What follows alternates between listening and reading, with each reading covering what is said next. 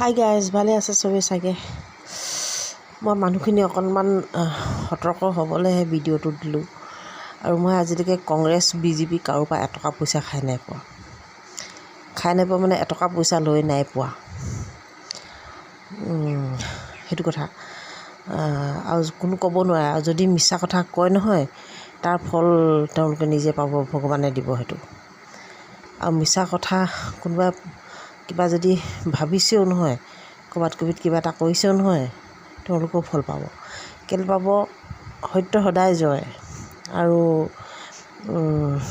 আমি যিহেতু নেকি আমি যিটো পদক্ষেপ লৈছোঁ, আমি কাৰোবাক কিবা এটা খেপ থৈ নহয়। এটা ছাইডে ইমান ডাঙৰকৈ বানপানী হৈ গ'ল, ইটো ছাইডেও হোৱাৰ সম্ভাৱনা আছে। অৰুণাচলত ইতিমধ্যে বান্ধি দিছে, অহাবাৰ যদি খুলি দিয়ে কি হ'ব?